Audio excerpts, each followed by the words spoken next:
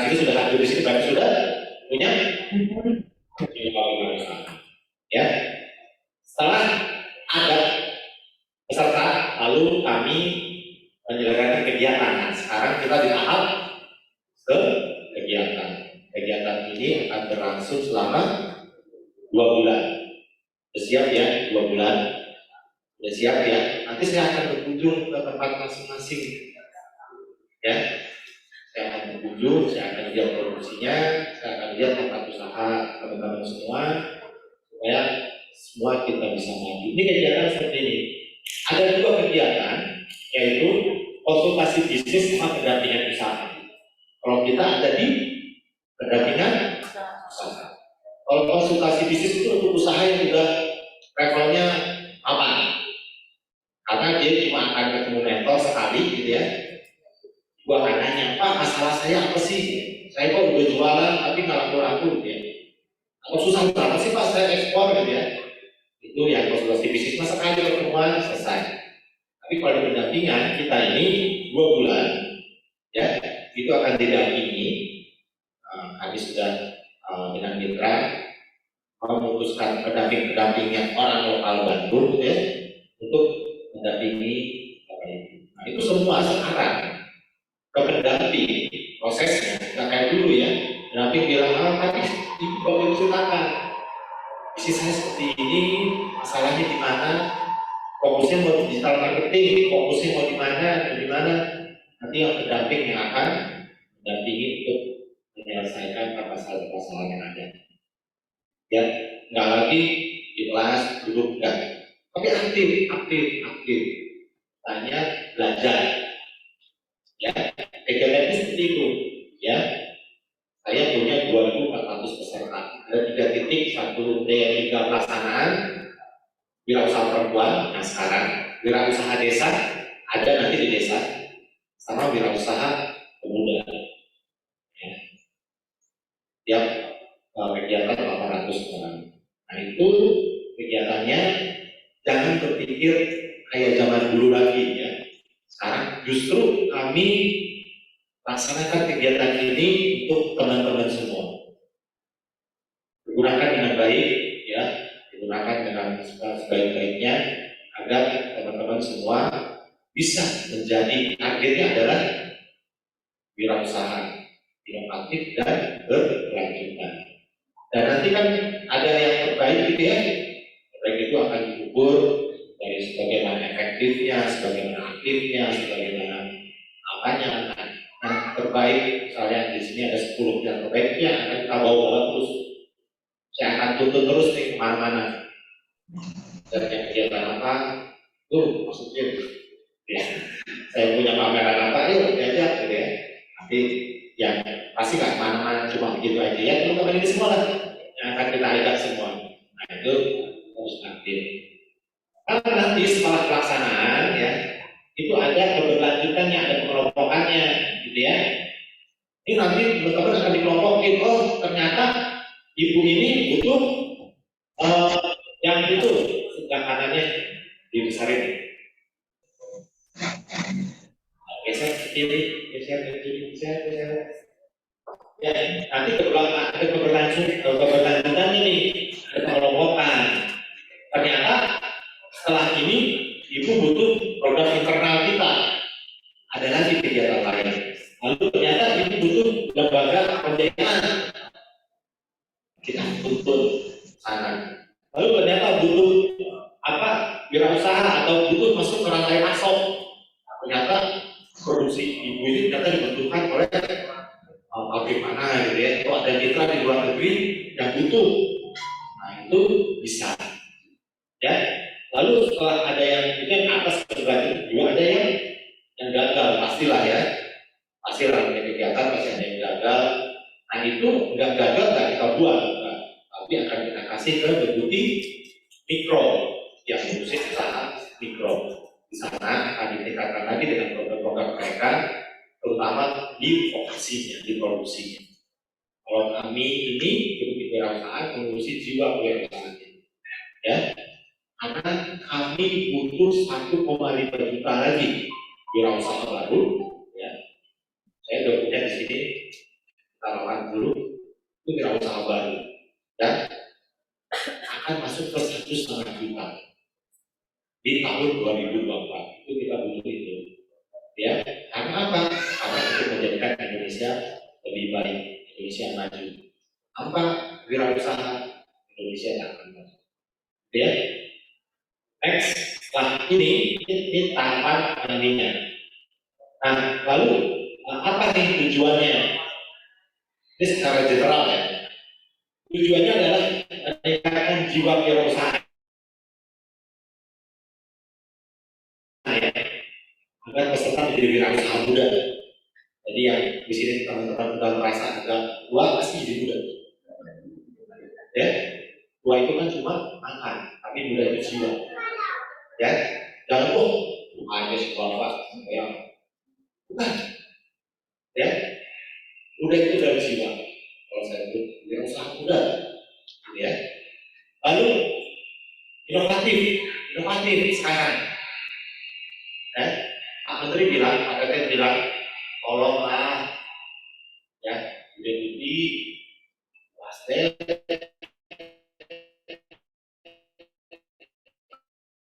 Pak Kabir, janganlah batik akik, gitu ya.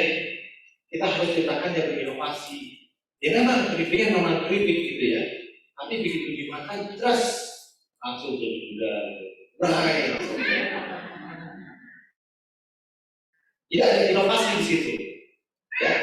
Nah, cuma tradisional, gitu ya. Emang cuma batik, tapi kalau dipakai batik itu, gitu ya, itu menciptakan karisma, gitu. Dari modal yang cuma misalnya berapa di 10 kali lipat, itu inovatif, ya. Mapan, nah pasti mapan. Nah, tadi usahanya agak seok-seok, setelah ngerti bisnis, sekarang diajarin jadi mapan, ya. Lalu berkelanjutan, nah tadi yang tadi ya, tadi kemana? Nanti setelah ini akan ke tahap selanjutnya. Rekan-rekan semua teman-teman di sini akan masuk ke inkubator, misalnya, dapat pembiayaan dan lain-lain. Lalu yang kedua, memfasilitasi ide usaha. Di sini ada yang calon wirausaha, karena kita target juga ada calon wirausaha, itu yang belum punya usaha, tapi baru ada ide. Di rumah saya ternyata banyak kita kelapa, kelihatan ya, kelihatan itu. Kayaknya kalau dibikin bagus nih, kan? Tapi usahanya gimana? Dia belajar. Oh ternyata udah ada nih, saya akan setting usahanya dari sini ke sana. Saya butuh karyawan, saya butuh modal sekian, ya itu calon wirausaha. Ya. Jadi difasilitasi idenya itu menjadi usaha. Kita connectin nih, ya teman-teman di sini ternyata butuh jaringan logistik misalnya kan, kita connectin, nanti pendamping akan cari jaringan logistik, ya. Lalu mendorongnya terwujud aspek legalitas, ya ini pasti ya, Kementerian Koperasi sudah kampanye bahwa UMKM harus legal, minimal sudah punya NIP, yang belum punya nanti akan ini kita lanjut ya. Next, ini tujuannya. Nah, jadi ini kerangka konseptualnya, ya, muda, inovatif, mapan dan berkelanjutan, ya. Jadi di sini tema besarnya, bawa lagi, ya, ya. Kita ada fondasi, ada eksekusi, ada dampak, ya. Ini kegiatannya nih. Kalau fondasi itu jadi perancangan tujuan bisnis. Jadi bisnis teman-teman harus ada tujuannya nih, apa? Ya. Lalu memperkuat aspek inovasi. Nanti pendamping akan bilang inovasinya apa. Lalu memperkuat permodalan bisnis. Yang tadinya model di warung, gitu ya. Sekarang jualan tapi punya jaringan marketing kemana-mana, punya seller, yang jaringan seller, gitu ya. Lalu memperkuat analisa pengembalian dana risiko, jadi gitu ya. Jadi kalau misalnya ini bisa ngitung, kalau saya misalnya ngeluarin modal sekian, nanti saya bisa break even poinnya kapan balik modalnya. Atau ternyata saya punya cicilan, kalau misalnya saya pinjam sekian untuk naikin produksi, itu berapa? Itu semua akan dilihat. Ya, terus memperkuat aspek tim. Ya, jadi teman-teman sini diharapkan nggak lagi jadi manusia super. Manusia super loh. Semua dikerjain sendiri. Ya, CEO, CEO ya, Chief of Everything. Ya, jadi semuanya sendiri. Bu, yang produksi siapa bikin kuenya? Saya. Yang masakin? Saya. Yang megang duit? Saya. Nah, kita nggak gitu. Jadi aspek tim akan diajarin di sini ya. Ya, itu yang fondasinya harus dikuatin dulu dari teman-teman semua. Dikuatin. Ya, sekarang udah kuat Pak, tambah kuat lagi. Ya. Jadi memperkuat motif dan sikap, ya, untuk inovasi dan bermimpi. Mimpinya mau jadi apa nih? Coba kita semua orang pengennya jadi apa? Ya, itu yang harus kita tuju. Saya pengen apa namanya? Pengen beli mobil sih. Saya mimpi Pak, ternyata mau nyekolahin anak saya sampai Amerika. Itulah tujuan hidup atau tujuan dari bisnis. Nah itu fondasi. Setelah fondasi ada eksekusi. Nah di eksekusi ini ada peningkatan keterampilan berusaha. Itu tingkatin semua keterampilannya ya. Pendampingan perilaku wirausaha dalam eksekusi ide dan pembukaan usaha. Jadi semua akan didampingi gitu ya. Makanya semua aktif, keluarin semua ide-idenya yang ada di kepala teman-teman semuanya disimpan. Ya. Setelah itu ada dampak ini kita yang akan mengerjakan. Nah, di fondasi itu nanti pendekatannya di bidangnya apa? Di fondasi itu pertama ada kelas interaktif. Kelas interaktif itu nanti ada kelas hibrid ya, 5 kali. Di situ akan ketemu pendampingnya. Ya, terus ada pendampingan intensif. Itu ada di grup, ya. Bisa tanya aja. Kalau pendampingnya marah, ditanya, bilang saya. Ya, mereka harus jawab, harus selesai masalah, ya. Lalu talkshow inspiratif, ya, kita akan ajak tokoh-tokoh yang sini sudah hadir ya, tokoh-tokoh inspiratif yang menjadi inspirasi dari teman-teman pengusaha, bisa belajar dari mereka. Tadinya saya mau menghadirkan Putri Tanjung, ya. Saya mau menghadirkan Wali Mas Gibran, tapi kan kenapa? Karena mereka usahanya nggak dari bawah, benar? Putri Tanjung itu beredar dana 10 miliar. Pasti kalau kita tampilkan, dalam hati pasti akan tanya, ya jangan kesemuanya, ya. Putri Tanjung nangis, pas malam kehilangan 400 miliar. 400 miliar bagi dia mah, buat kita 600.000. Itu ya.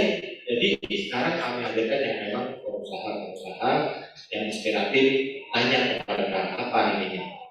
Jangan sampai ada pikiran hebatan gue. Nah, kita semua belajar. Ini teman-teman semua udah pada kenal dari kanannya? Benar? Ibu kenal dengan saya? Belum? Berjejaring. Ya. Kalau ada event seperti ini, jangan sampai nggak kenal. Itu intinya berjejaring. Kita networking, nanti pendamping juga akan bilang. Siapa tahu ternyata ibu produksi yang dibutuhkan di sana. Ternyata si ibu itu punya toko, bisa masarin produknya itu bisa, gitu ya. Semua harus berjejaring di sini, jangan sampai kayak penumpang pesawat ya, sebelah-sebelahan gimana ya. Ya, lalu ada site visit. Nah, site visit itu yang nanti pendamping wajib akan melakukan apa itu? Kunjungan ke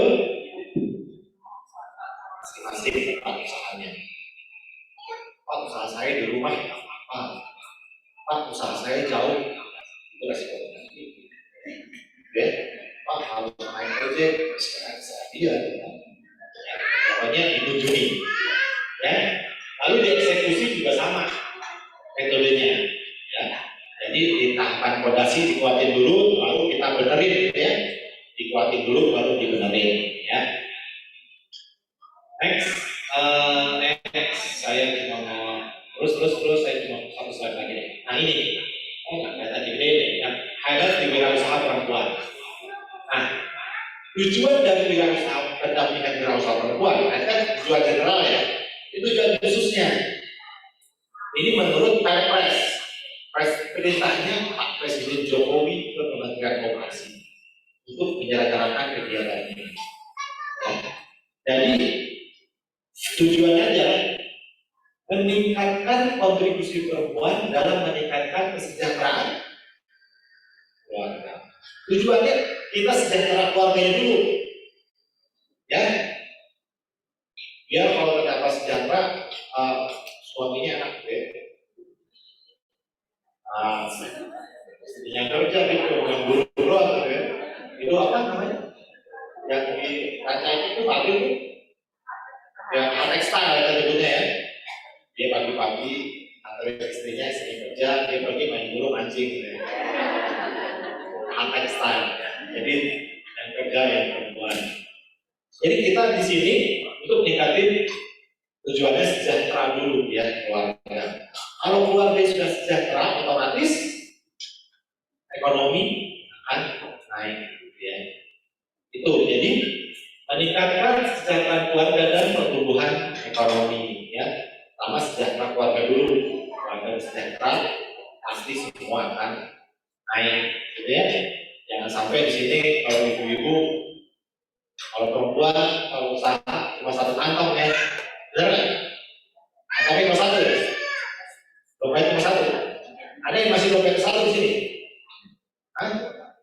Dompet satu apa? Ya, duit modal dikeluarin dari situ. Ada pembelian masukin ke situ. Terus tahu-tahu butuh beli gula, gula habis, ya.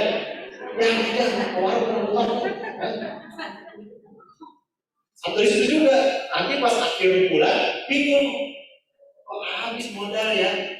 Padahal bagus, semua barangnya bagus. Kemana? Terus sebelahnya suaminya lagi ke sosok motor baru. Ya, itu nanti akan kita pelajari gitu ya, manajemen keuangan. Kalau di ini kan ya. Terus kalau ini syaratnya adalah ya, nah itu yang disebut wirausaha perempuan apa? Kita ketahui semua nih, ya. Wirausaha perempuan itu memiliki dan mengelola setidaknya satu usaha, ya, yang sudah terdaftar. Ya, terus yang kedua, kalau punya joint venture gitu ya, dengan temannya yang lelaki gitu ya, atau dengan suaminya, itu 51% punyanya perempuan. Itulah wirausaha perempuan. Lagi ada eksekusi ini udah ya. Ini kegiatan pendampingan entrepreneur. Boleh nanti next, scroll ya. Ini bisa dibaca lah nanti targetnya.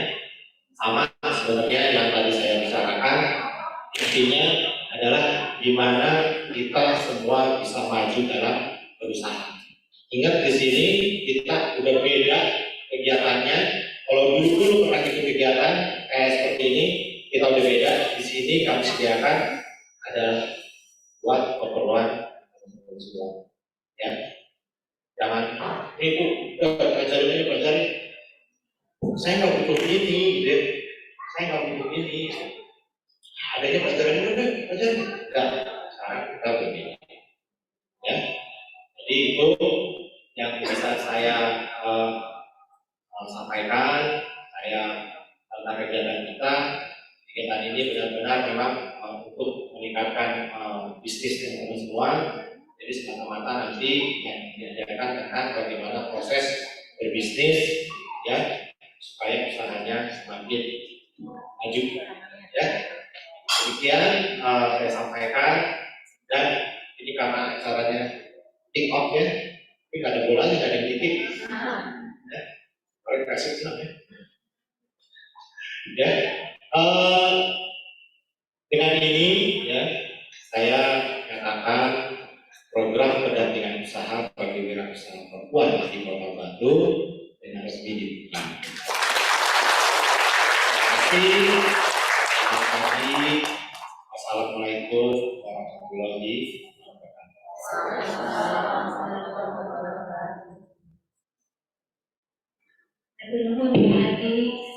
Ibu pasti semangatnya dapat pengambalan seperti tadi 80 dan sejumlah yang ada di Zoom gitu ya akan berkontribusi di 1,5 juta yang akan menjadi pahlawan ekonomi dari keluarga masing-masing ya. Semangat sekali ya. Oke, sebelum kita melanjutkan izinkan saya sedikit pandu ya. Jajan kemasan jajannya bawa cawan makin berdaya. Bersama kalian lengan perempuan makin berdaya. Semangat ya. Baik, selanjutnya ini sesi yang tadi sudah disebut oleh Pak Adi, ada sesi inspiratif bersama paling tidak ada dua sosok nanti maju ke depan sudah ada di sini. Bagian dari kita ibu ya. Ibu hebat yang akan membangun bersama dengan Ibu Indonesia. Izinkan saya memanggil Ibu Sulistia Suwondo. Saya di sini Ibu di beberapa di sini sudah kenal juga. Beliau akan membersamai dua tokoh wirausaha muda perempuan dari Kota Bandung. Maka Ibu silakan.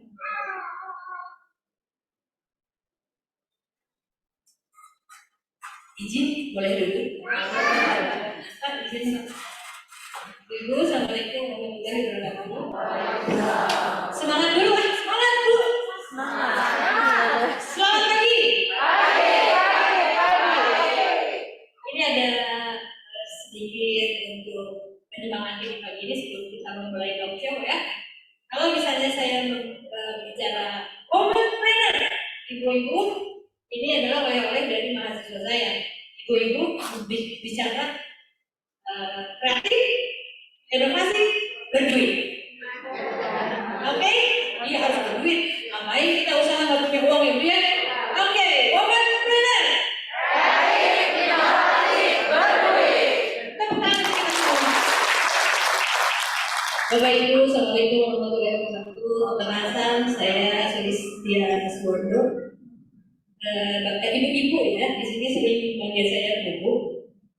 Saya sebetulnya hari-hari di Politeknik Negeri Bandung sebagai pembina UKM Virus di kampus, ya, dan saya juga di inkubator bisnis. Jadi membina ibu-ibu, teman-teman adik-adik kita yang bergerak di bidang bisnis. Baik, saya akan panggilkan tamu kita yang sangat inspiratif pagi ini. Di sini ada Mbak atau Teteh atau apa, karena pasti usianya keren loh Bu. Ini wanita-wanita muda yang inspiratif, nanti kita banyak belajar dari beliau. Saya panggilkan Ibu, Teteh ya, Teh Cecilia, mangga. Nanti akan saya paparkan ya, beliau itu siapa. Satu lagi dari Ibu Lastrik, Teteh Lastrik banget yang cantik. Teteh di sini biar saya di pinggir. Selamat pagi Teteh. Maaf ya pagi-pagi sudah diganggu nih. Saya juga berterima kasih kepada ibu-ibu pengusaha di sini. Maaf ya waktu produksinya dipakai sama Bu, saya juga UKM. Jadi waktu ini sangat berharga buat kita ya Bu ya.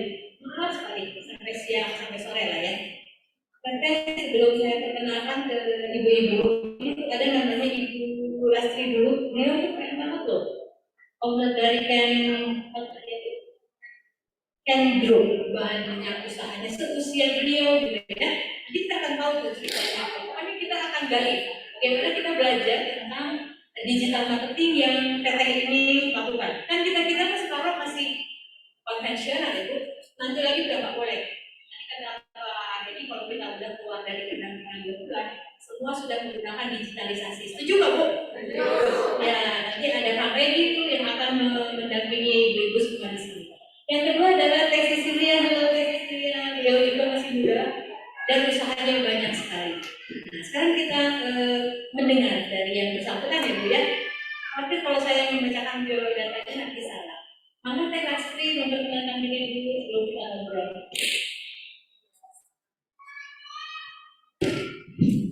Selamat pagi. Di sini mungkin aku panggilnya apa nih? Ibu, teteh atau apa? Teteh aja kali ya, biar kita selalu muda. Perkenalkan, nama saya Lastri. Saya salah satu founder dari Cat Group.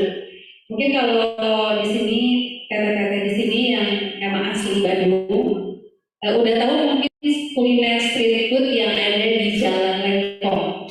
Nah itu salah satunya ada Ken Hotbar dan juga sambal bakar Lengkong. Itu nanti teteh-teteh kalau misalkan mau mampir, nanti tinggal WhatsApp saya aja, saya nanti kasih diskon.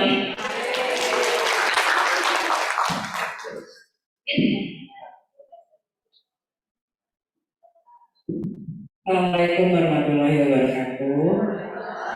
Selamat pagi. Masih semangat ya. Perkenalkan, nama saya Cecilia. Usaha saya sekarang usaha souvenir.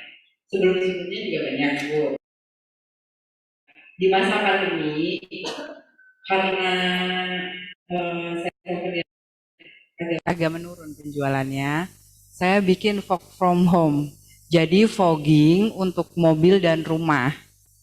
Jadi nantilah itu perkenalannya cukup di situ dulu aja ya kayaknya.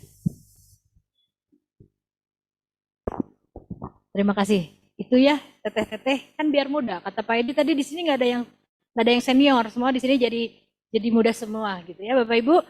Supaya menarik lagi nih, saya banyak sih pertanyaan untuk teteh-teteh ini, tapi yang pertama adalah memang harus ya kita tanya bagaimana dulu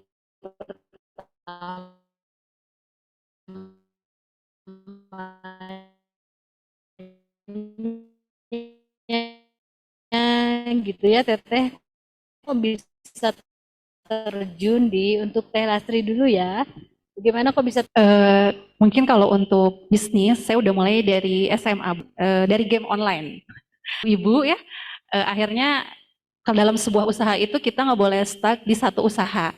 Jadi kalau misalkan usaha kita udah jalan satu, otomatis kita harus membuka usaha lain. Ini bertujuan untuk supaya mitigasi resiko kita itu tidak hanya satu usaha. Jadi ketika usaha yang pertama itu down, kita masih punya penopang usaha yang satunya lagi gitu. Ini kayaknya agar berkelanjutan sebentar di Teh Lastri dulu ya, nanti kita kembali ke Teh Sisil. Teh Lastri, itu kalau boleh tahu dulu modalnya berapa? Kan kadang-kadang teteh-teteh nggak punya modal, padahal kan bukan alasan ya. Nah, bagaimana? Untuk modal ya, mungkin ya memang usaha itu memang butuh modal ya Bu ya.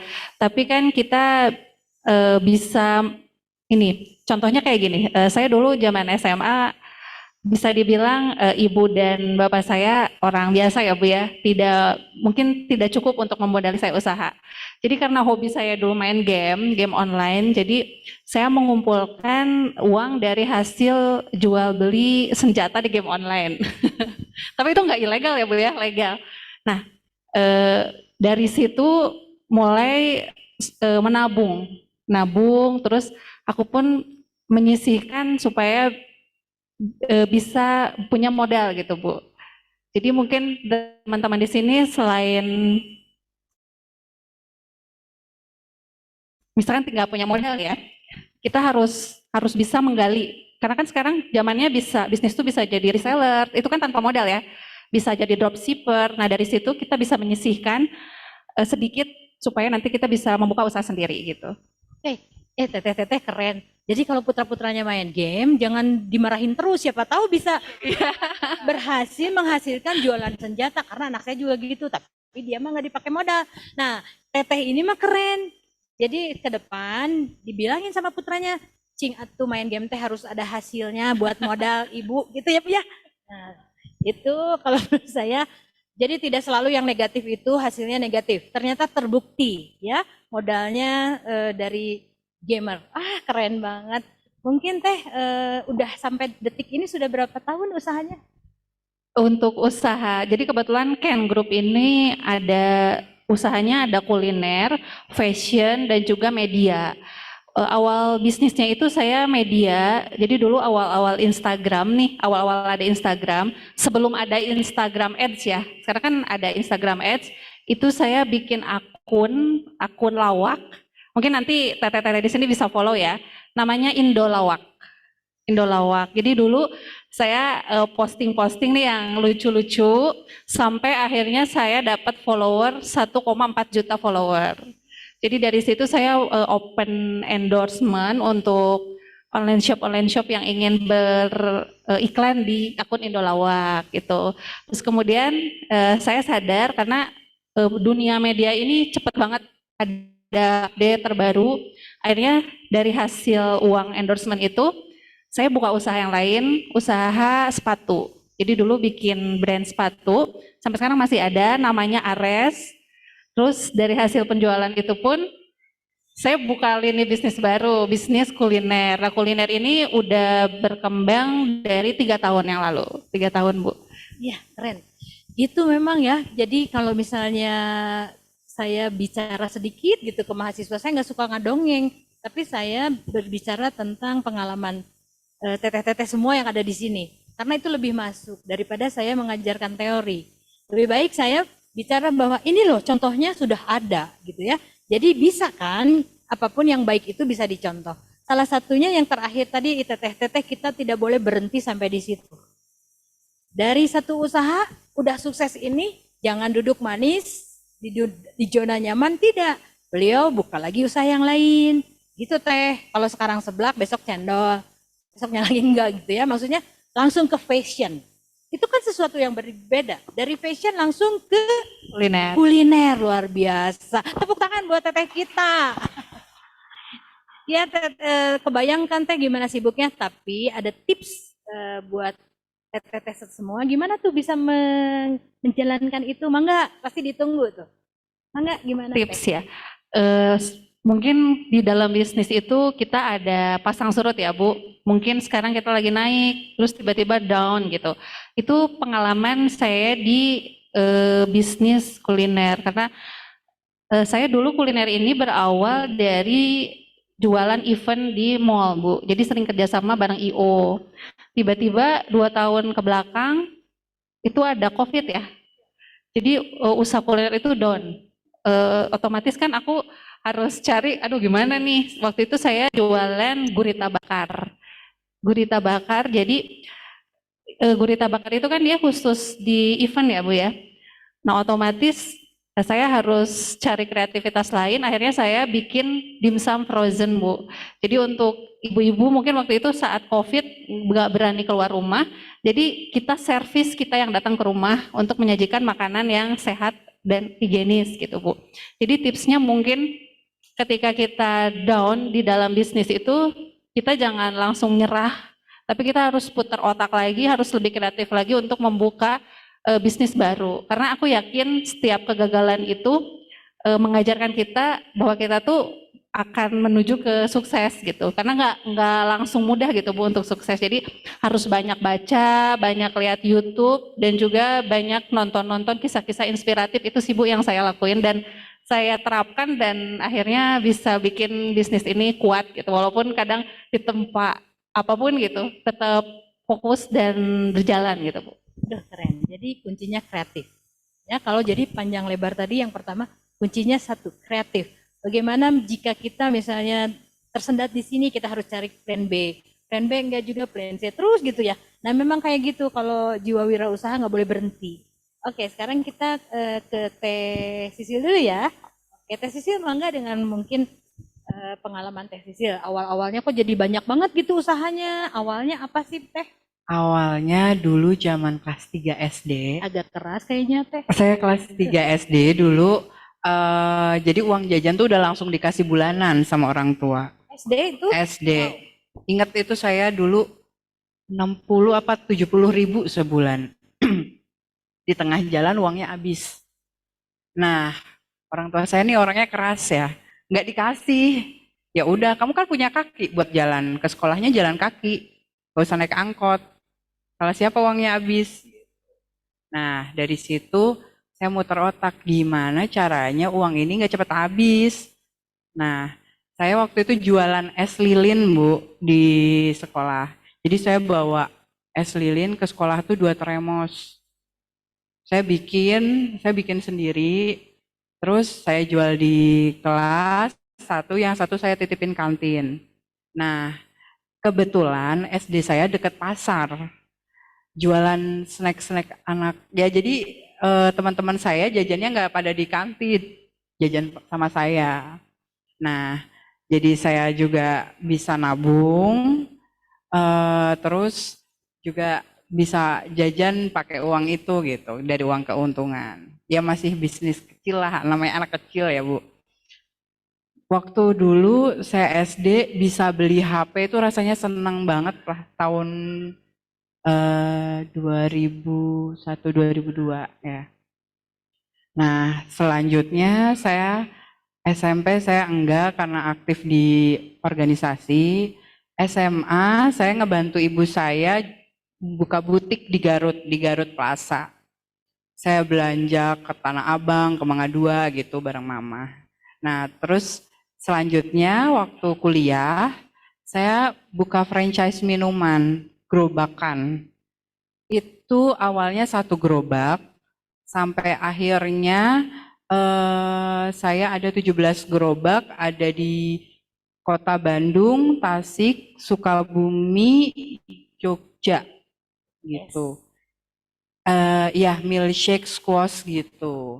Namanya 14 cup drink. Cuman sekarang udah enggak. Itu dari 2010 saya kuliah sampai 2018. Nah, dari situ saya nabung buat kayaknya nggak bisa nih bisnisnya ini aja gitu. Namanya kuliner itu cepet nih pergantiannya, cepet orang bosen pengennya yang lain apa segala macam. Jadi saya ngumpulin modal di situ dan juga alhamdulillah saya bisa kebeli 1 rumah dan 1 ruko. Jadi saya kuliah, saya nabung nih. Jadi jangan berpikir ketika kita mendapatkan hasil harus dihabiskan. Jadi harus di-save. Saya beli emas batangan, Bu. Saya kumpulin, oh kayaknya cukup nih buat DP rumah. Saya beli rumah. Waktu itu 2011, saya masih kuliah, semester 4-an lah kalau nggak salah. Itu saya udah nyicil rumah dan ruko bebarengan. Nah, saya ketantang nih Bu, gimana pendapatan saya nggak boleh turun. Karena buat bayar cicilan itu 1 rumah dan 1 ruko tuh nilainya 5,5 juta buat anak mahasiswa itu besar ya. Belum lagi saya kuliah juga bayar sendiri. Bukan orang tua nggak mampu, tapi karena saya anak pertama, saya pengen ngasih contoh ke adik-adik saya. Bayar kuliah dan kebutuhan saya yang lainnya. Jadi, pendapatan saya nih per bulan nggak boleh kurang dari 10 juta, gimana caranya? Memang capek kalau di bisnis di bidang kuliner, tapi ya lumayan juga untuk profitnya, cepet balik modalnya. Dari 1 gerobak itu saya bisa untung 3-5 juta. Per hari? Enggak, per bulan. Per bulan 1 gerobak. Saya yang milik saya sendiri kan ada 5, terus yang lainnya franchise. Kalau franchise kan enggak begitu besar lah keuntungannya. Gitu. Kemudian 2015-an mulai nih teman-teman saya kok banyak yang nikah. Kayak peluang bisnis baru. Jadi saya jualan souvenir dan undangan. Awalnya saya iseng aja nih nawarin teman, terus saya bikin IG yang gampang, IG yang namanya banyak orang cari, Bandung Souvenir Murah. Karena kalau nyari barang biasanya ya, kalau saya pribadi, misalkan pengen durian murah di Bandung, cari hashtagnya suka ada aja gitu. Nah, jadi ibu-ibu juga kalau misalkan main di media, jangan jangan malas tuh nulis-nulis hashtag yang kira-kira orang tuh cari. Biasanya suka pada muncul nantinya di situ. Jadi terus semenjak pandemi kebetulan ya. Jadi orang-orang ini kan wedding gimana sih Bu? Sedikit di rumah Sedikit lagi ya. di rumah, bikin undangan juga jarang. Duh, karyawan saya gimana? Saya bukan mikirin saya setelah bisnis sudah berkembang ya. Karyawan saya gimana nih, dikasih makan apa ini? Berapa orang karyawannya teh? Karyawan 12-13 orang. 13 orang. Nah, memang sempat saya rumahkan semenjak pandemi itu, awal-awal pandemi ya. Saya mikir akhirnya saya buka usaha work from home itu. Akhirnya sebagian saya suruh untuk ngefogging. Jadi belajar, mereka juga belajar. Kalau mau sama saya harus mau survive. Jadi nggak bisa keahliannya satu aja gitu. Terus ya gitu juga, saya ajarkan karyawan saya, kamu harus nabung. Jadi nggak bisa berkembang. Jadi jangan sama saya terus gitu. Gitu sih paling. Keren. Berarti ini lebih awal lagi ya Teh Lastri ya. Dari S0. Keren banget.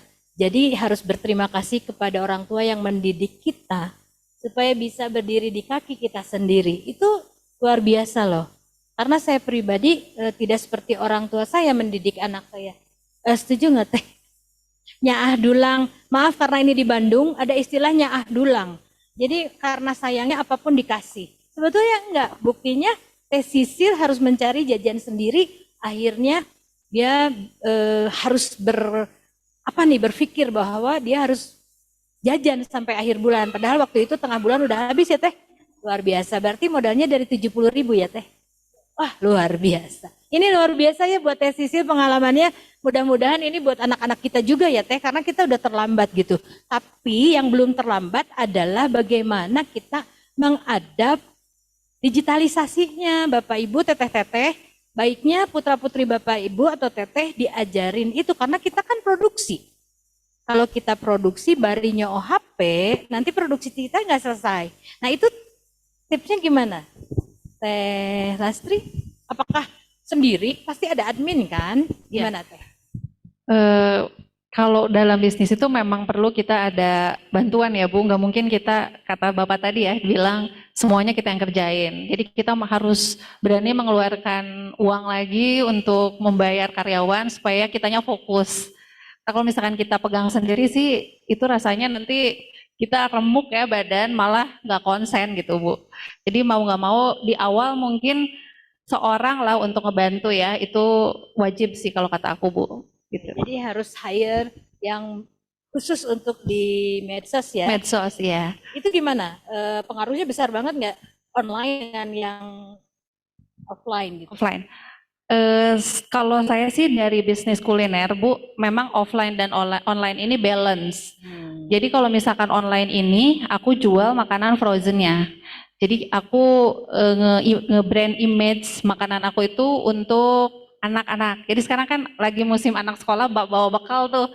Jadi aku bikin konten bukan hanya ngiklanin produk frozen aja ya, tapi aku bikin konten cara ngemas bekal anak yang lucu supaya anak-anak mau makan kayak gitu Bu. Itu sangat ngaruh banget. Apalagi tampilan kayak di TikTok, Instagram gitu ya.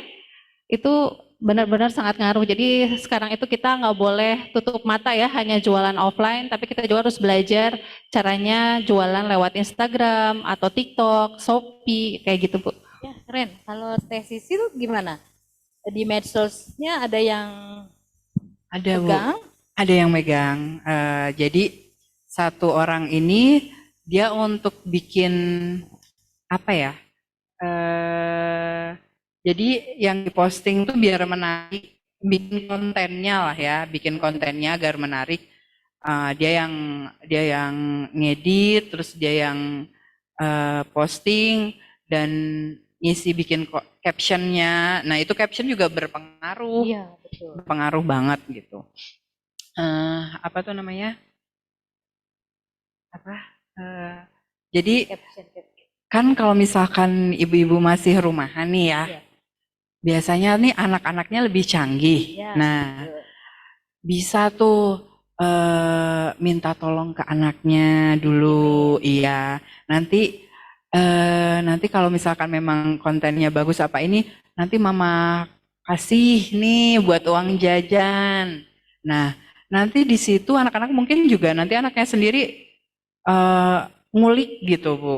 Jadi bisa gitu untuk membantu ibu-ibunya. Tapi gitu. sebentar, karena kan teteh-teteh di sini tuh kadang berpikir, atulah kan awisnya bayar itu kan. Nah, itu kalau boleh tahu teteh ngasih berapa, terus teteh ngasih berapa, biar ada bayangan nih buat teteh-teteh daripada capek hire aja gitu kan. Mangga teh.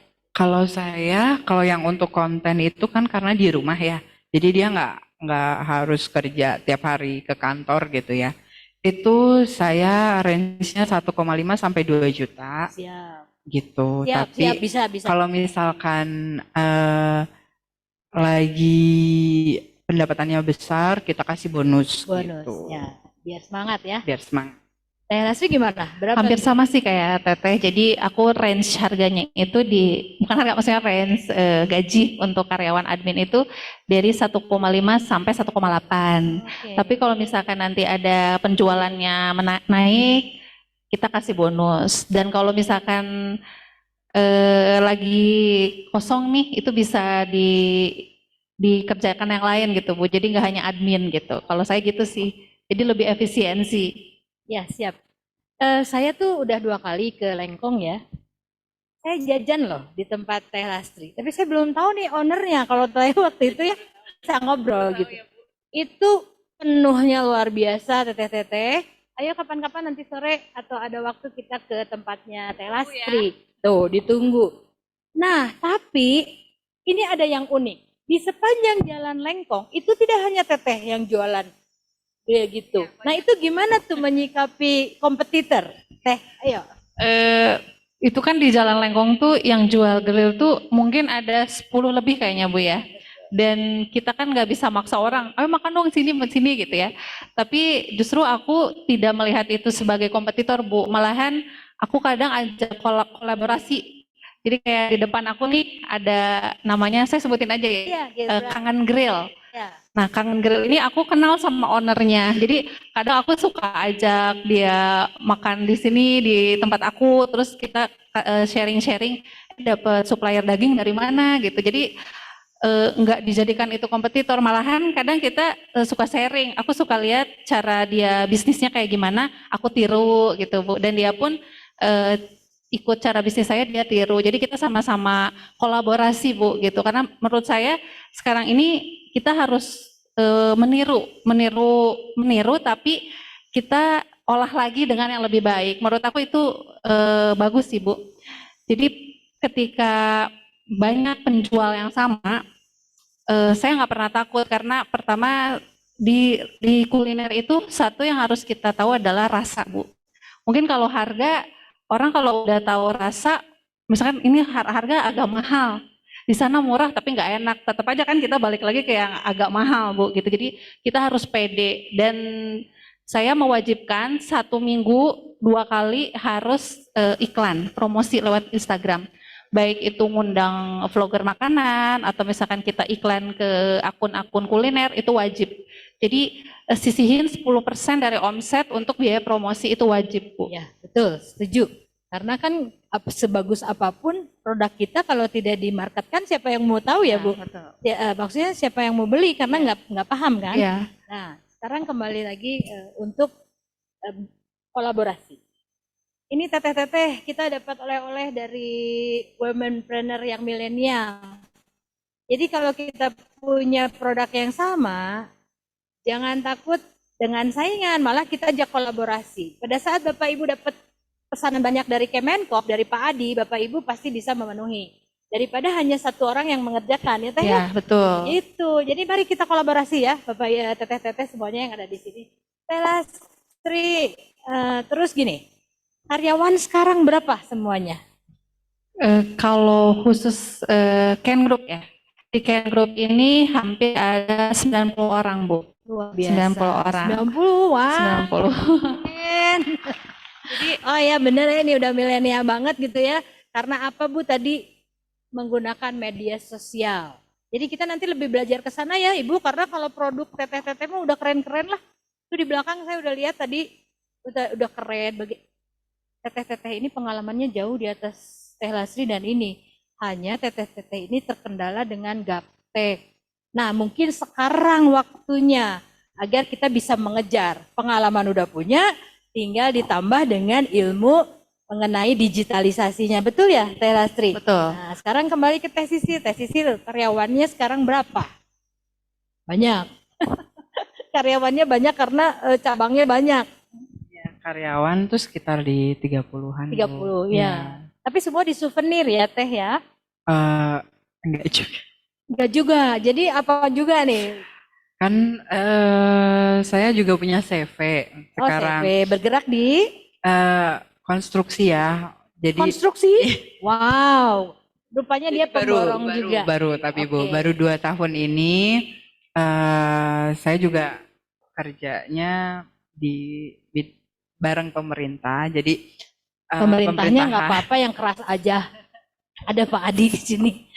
Kerjasama developer dengan pemerintah. Oke, di bidang Iya. apa tuh? Rumah sakit kah? Sekolah kah? Jadi kalau yang sekarang saya sedang kerjakan itu untuk pembangunan desa. Pembangunan desa Pak Adi keren banget ya. Ini pengaspalan jalan, drainase gitu. Itu dari souvenir, kuliner, terus ke aspal, teteh-teteh. Dan yang terakhir itu memang omsetnya begini. Kalau sukses ya saya, tuh kan. Tapi jangan lupa yang sebelum-sebelumnya Teh. Iya. Nah, cerita. jadi saya selalu gitu Bu. Pas souvenir down, saya mikir harus ngapain, fogging. Terus souvenir akhirnya networking itu perlu ya. Makanya saya kuliah kebetulan dulu baru sempat kerja di Telkom, cuman selama 2 bulan karena Gak betah lah. gaji saya nggak cukup buat bayar cicilan Bu. Jadi saya keluar. Nah, cicilan rumah saya kan nggak mungkin nggak ada yang bayar ya. Nah, kalau misalkan bisnis di kuliner itu nggak bisa ditinggal. Jadi akhirnya Bismillah, saya yakin saya bisa jadi pengusaha aja gitu. Jadi pengusaha aja. Gitu, iya. Ya emang keren kok. Kalau pengusaha itu kan kita membuka lapangan kerja ya teteh-teteh. Daripada kita disuruh-suruh orang, lebih baik, bukan nyuruh orang sih. Maksudnya kita menciptakan lapangan kerja itu kayaknya lebih gimana ya, gitu jadi ya Teh ya. jam 9 harus di kantor, pulang-pulang Malam nggak lihat matahari lagi gitu pulang-pulang. Jadi kayak aduh capek nih kalau kayak gini, kayaknya nggak bisa. Walaupun sempat ditentang sama orang tua karena papa saya kan TNI ya, biasa kerja kantoran, pengen mungkin ngelihat anaknya juga sama gitu. Kan nanti gaji bisa naik gini-gini, tapi kan itu prosesnya butuh proses yang lama ya. Cukup saya aja. Iya. 32 tahun jadi PNS, ya sudah maksudnya putra-putra ibu nggak apa-apa jadi PNS tapi yang pengusaha gitu ya, loh teteh. PNS juga bisa jadi pengusaha. Betul. Jadi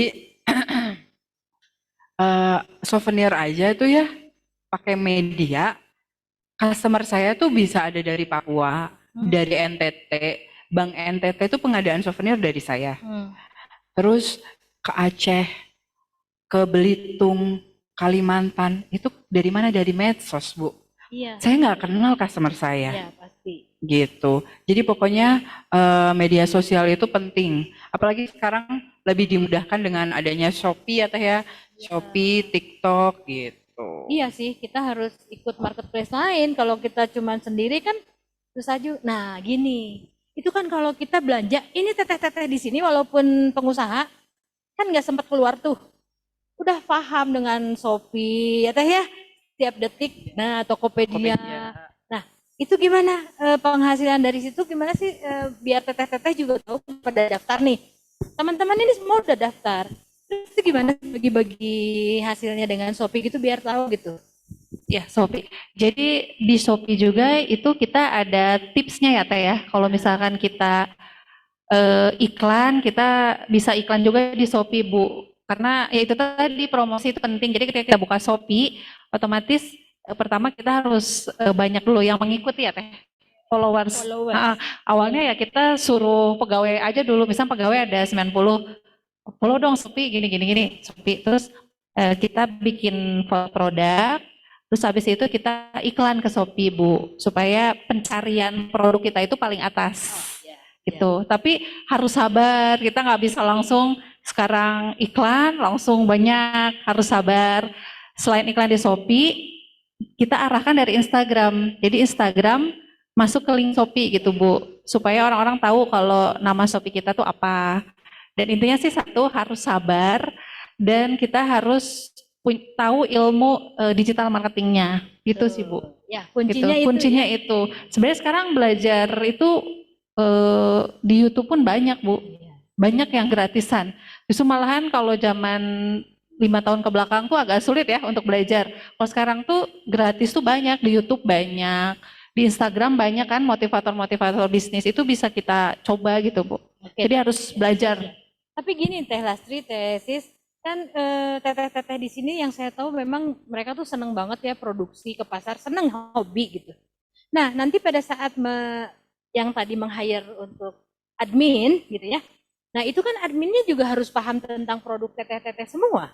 Iya. Artinya kita juga harus mengajari admin kita tahu, paham tentang produk kita kan? Ya, betul, harus, Bu. Nah, itu waktu kan? Perlu Berapa lama waktu. itu, Teh? Berapa lama, Teh?